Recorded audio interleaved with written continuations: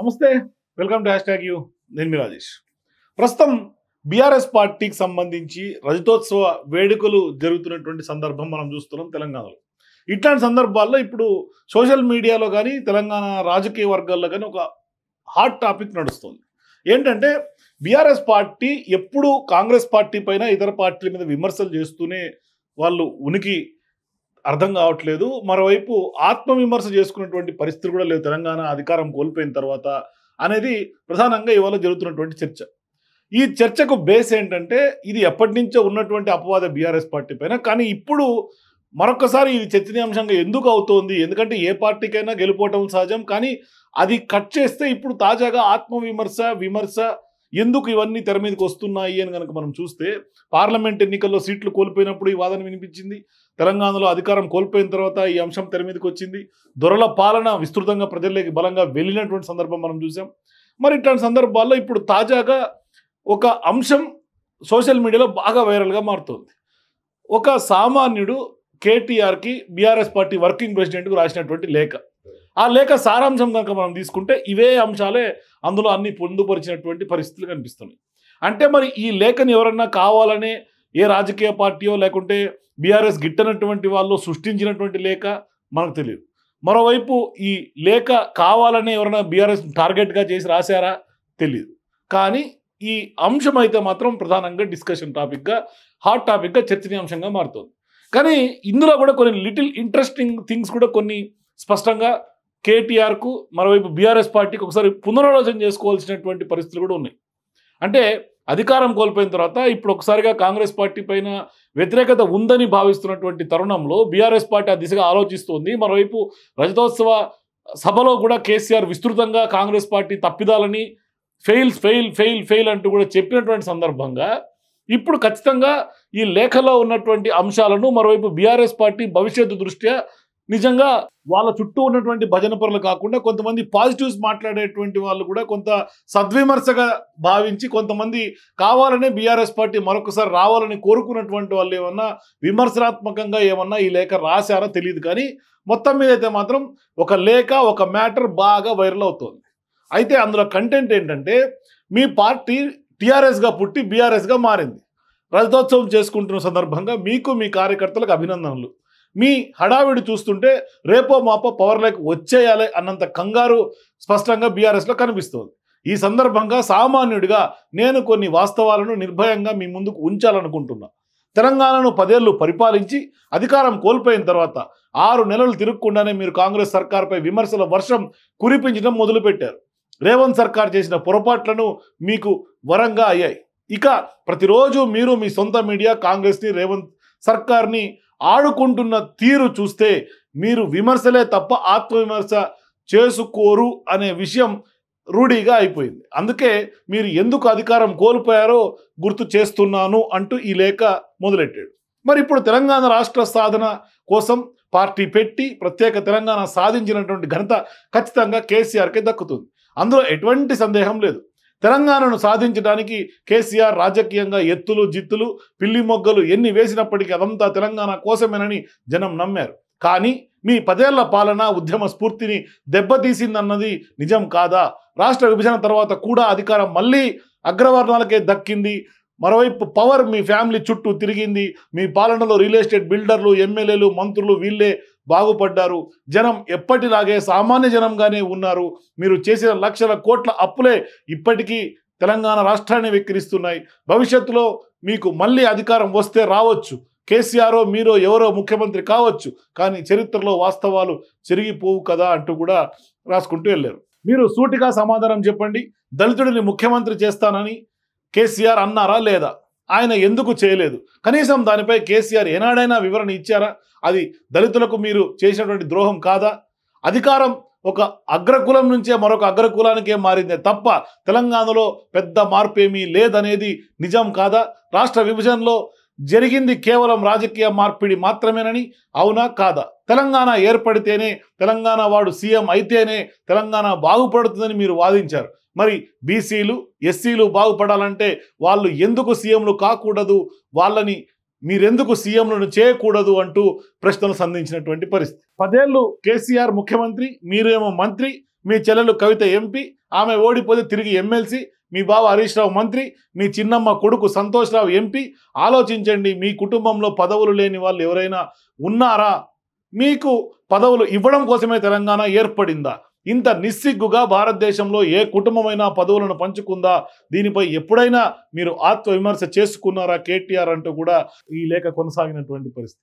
మరి తెలంగాణ ఉద్యమంలో మీరు పాల్గొనక ముందు మీరు మీ కుటుంబం సభ్యులు ఇన్కమ్ ట్యాక్స్ రిటర్న్స్ 2024తో మీరు మీ కుటుంబ సభ్యులు ఇన్కమ్ ట్యాక్స్ రిటర్న్స్తో పోల్చి చూద్దాం. 2004లో మీ ఆదాయం ఆస్తి ఎంత, 2024లో మీ కుటుంబం సభ్యులకు సంబంధించినటువంటి ఆస్తి ఎంత? బహిరంగంగా చర్చించగలరా? ఒకవేళ ఆదాయం పెరిగితే ఎందుకు పెరిగింది, మీరేమేం వ్యాపారాలు చేశారు, రకరకాల కంపెనీలతో మీకు మీ భార్య డైరెక్టర్షిప్లకు ఎలా వచ్చాయి, 20 ఏళ్లలో ఇన్ని ఆస్తులు ఎలా పెరిగాయి చెప్పగలరా? వందల వేల ఎకరాల ఫామ్ హౌస్లు ఎలా కొన్నారు, ఎలా కట్టారు? డబుల్ బెడ్రూమ్ ఇంటికి దిక్కులేని కవితకు బంజారాహిల్స్లో 200 కోట్ల రూపాయలు విలువ చేసే ఇంటికి ఓనర్ ఎలా అయింది? కోట్ల రూపాయల విలువైనటువంటి వాచి ఎలా పెట్టుకోగలుగుతుంది? ఆమె దుబాయ్లో ఇల్లు ఎలా వచ్చింది? గచ్చిబౌలిలో అంత పెద్ద స్థలంలో ఎలా సంపాదించుకుంది? రకరకాల కంపెనీలలో ఆమె పెట్టుబడులు ఎవరు పెట్టారు? వీటికి ఎవరు సమాధానం వెతికితే తెలంగాణ సమాజం మీ కుటుంబాన్ని ఎందుకు వెలివేసిందో అర్థమవుతుంది అంటూ కూడా ఇక లేఖలో చెప్పినటువంటి పరిస్థితి. ఇవాళ మీ పార్టీ అకౌంట్లో అధికారికంగా సుమారు 1450 కోట్ల రూపాయలు ఉన్నాయి. భారతదేశంలో ఏ పార్టీకి ఇన్ని వందల కోట్ల రూపాయల నిధులు వచ్చి పడలేదు. మరి మీకు మాత్రమే పారిశ్రామికవేత్తలు, కాంట్రాక్టర్లు, రియల్ ఎస్టేట్ బిల్డర్లు, ఫార్మా కంపెనీ ఓనర్లు 100 కోట్ల రూపాయల నిధులు ఎందుకు ఇచ్చారు? వాళ్ళకేమి బెనిఫిట్స్ లేకుండానే, మేలు జరగకుండానే మీకు ఇన్ని 100 కోట్లు వైట్ మనీ ఇస్తారా?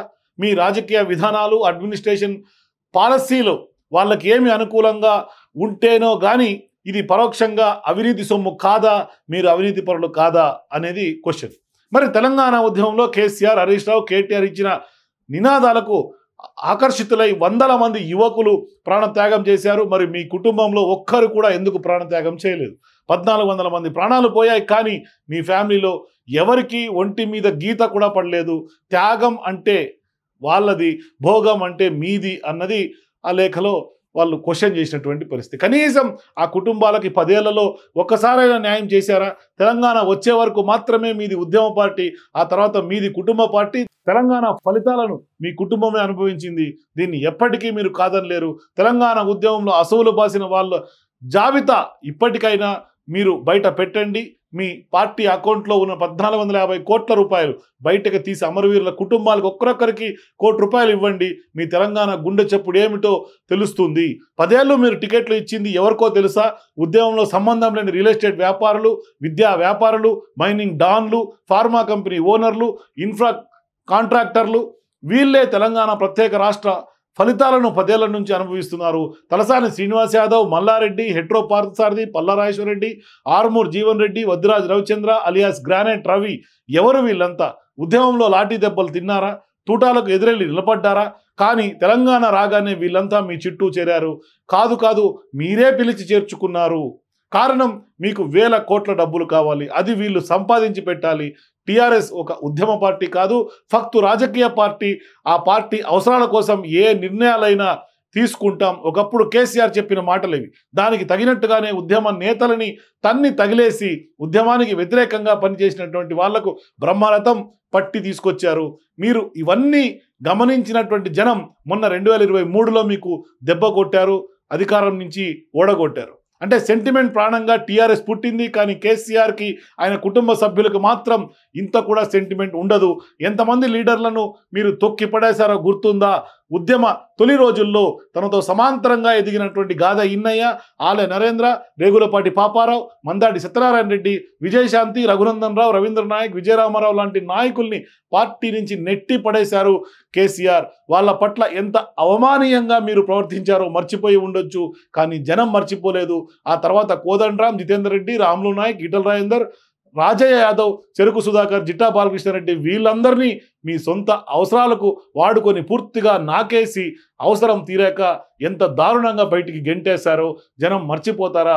ఇవన్నీ జనం 10 ఏళ్ళు చూశాకే మీరంటే యావగింపు కలిగి 2023 ఎన్నికల్లో లేకుండా కొట్టారు. నిజానికి రేవంత్ రెడ్డిని కాంగ్రెస్ని చూసి జనం ఓటు వేయలేదు. మీరు పవర్లో ఉండకూడదు, మీరు పోవాలి అనే కసితోనే కాంగ్రెస్ని గెలిపించారు. కేసీఆర్ మీద జనంలో ఉన్న వ్యతిరేకత వల్లే కాంగ్రెస్ గెలిచింది తప్ప కాంగ్రెస్కి కానీ ఆ పార్టీ నాయకులకు కానీ అంత సీన్ లేదు. 2014లో సరిపడేంత మెజారిటీతో మీరు గెలిచారు. అయినా కాంగ్రెస్ పార్టీని ముక్కలు చేసి ఆ పార్టీ ఎమ్మెల్యేలను కలుపుకున్నారు. టీడీఎల్పీని అయితే ఏకంగా విలీనం చేసుకున్నారు. ప్రతిపక్షం లేకుండా చేశారు. ఇక 2018లో అవసరం లేకున్నా కాంగ్రెస్ని నాశనం చేశారు. మరో పార్టీ లేకుండా చెలరేగిపోయారు. అప్పుడు మీకు విలువలు గుర్తు రాలేదా? ప్రజాస్వామ్యం ఒకటి ఉంటుందని తెలియదా? అధికార మదం ఎంత అహంకారాన్ని సృష్టిస్తుందో ఆ 10 ఏళ్ళు మీరు ప్రజలకు ప్రాక్టికల్గా చూపించారు కేసీఆర్. మరి జనం సొమ్ముతో ప్రగతి భవన్ కట్టుకున్నారు. ఏనాడైనా ఎవరైనా అడుగు పెట్టనిచ్చారా? అంటే ప్రగతి భవన్ లేదంటే ఫామ్ హౌస్. మరి ఏనాడైనా కేసీఆర్ ప్రజల్ని కలిశారా? ఇందుకోసం తెలంగాణ ప్రజలు మీకు అధికారం కట్టబెట్టింది. 10 ఏళ్ళు రాచరిక వ్యవస్థని అప్పుడే మర్చిపోయారనుకుంటున్నారా మీరు? అది ఎలా సాధ్యం? జనం ఓట్లతో గెలిచి అసెంబ్లీకి రావడానికి కేసీఆర్కి ఏం రోగం? అసెంబ్లీకి రాలేనప్పుడు రాజీనామా చేసి మరొకరికి అవకాశం ఇవ్వాలి. సీఎం రేవంత్ రెడ్డి తిడతాడు కనుక కేసీఆర్ అసెంబ్లీకి రాడంటూ మీరు కవర్ చేసుకోవడం మరీ విడ్డూరంగా ఉంది. మీరంతా ఏమైనా శుద్ధపూసలా? అసలు తెలంగాణలో కేసీఆర్ లాగా ఎవడైనా తిట్టగలడా? రేవంత్ రెడ్డి తిడితే ఎదుర్కొనాలి, వాళ్ళని మాటలతో చీల్చి చెండాడాలి. అంతేకాని నేను లేస్తే మనిషిని కాదని ఫామ్ హౌస్లో పడుకొని డైలాగులు చెప్పడం కాదు. మీ కుటుంబానికి ఉన్న గొప్ప ఆస్తి మాటకారితనం. బహుశా ఆంధ్ర రూట్స్ ఉండటం వల్లేమో మీకు అంత మాటకారితనం వచ్చింది. ఇప్పటికీ మీరంతా ఆ మాటకారితనంతో నెట్టుకొస్తున్నారు. లేకపోతే ఎంత ధైర్యం? లిక్కర్ స్కామ్లో 5 నెలలు తిహార్ జైల్లో ఉండి వచ్చి మీ సోదరి కవిత తెలంగాణ ప్రజల విలువల గురించి చెబుతున్నారు. వేల కోట్లకు ఎదిగిన మీరు రేవంత్ రెడ్డి అవినీతిని ప్రశ్నిస్తున్నారు. తెలంగాణ ప్రజల్ని ఇంకా మీరు ఫూల్స్ చేస్తూనే ఉన్నారు. తెలంగాణ జాతి 2 విషయాలను భరించలేదు, నయవంచతనాన్ని అట్లాగే నిరంకుశత్వాన్ని. అందుకే ఇప్పటికైనా అర్థం చేసుకోండి, మీకు 25 ఏళ్ల రజతోత్సవ సభ చారిత్రాత్మక సందర్భం ఏమీ కాదు. అది కేవలం పార్టీ మీటింగ్ మాత్రమే. అప్పుడే అధికారంలోకి వచ్చేసామనే భ్రమంలో మీరు ఉంటే అంతకన్నా అమాయకత్వం మరొకటి లేదు అంటూ కూడా ఇట్లు మీ సామాన్యుడు. ఇది లేఖ యొక్క సారాంశం. ఇందులో వాస్తవాలన్నీ ఉన్నట్టుగానే కొంత మనం భావించాలి. మరోవైపు ఇదే అంశాలు కొంత తెలంగాణ రాజకీయ వర్గాల్లో విస్తృత చర్చ జరుగుతోంది. ఇది వాస్తవానికి ఎప్పటి నుంచో కేసీఆర్ పైన, కేటీఆర్ పైన, అట్లాగే బీఆర్ఎస్ పార్టీ కుటుంబ పాలనగా ఉన్నటువంటి ఆ పార్టీ మీద ఎప్పటి నుంచో ఉన్నటువంటి ఆరోపణలే. చాలామంది ఆ పార్టీ నుంచి బయటకు వచ్చినటువంటి వాళ్ళు కూడా చేసినటువంటి ఆరోపణలు ఇవన్నీ కూడా ఉన్నాయి. మరి ఇట్లాంటి సందర్భాల్లో మరి ఈ ప్రశ్నలన్నిటికీ నిజంగానే కేటీఆర్ సమాధానం చెప్తారా? లేకుంటే భవిష్యత్తులో కేటీఆర్కి సంబంధించినటువంటి ఎట్లా రెస్పాన్స్ ఉంటుంది? ఎందుకంటే ఈ లేఖ సోషల్ మీడియాలో బాగా వైరల్ అయిన తర్వాత మరి కేటీఆర్ రెస్పాన్స్ ఏ విధంగా ఉంటుంది? మరి లేఖను చూసిన తర్వాత మీకు కూడా నిజంగానే కేటీఆర్కు ఈ లేఖ షాక్ కలిగించిందా? మరి వాళ్ళ దగ్గర ఈ సమాధానాలన్నీ, ఈ ప్రశ్నలకు సమాధానాలు ఉన్నాయా? మీ అభిప్రాయాల కింద కామెంట్స్ కూడా తెలియజేయండి. For more videos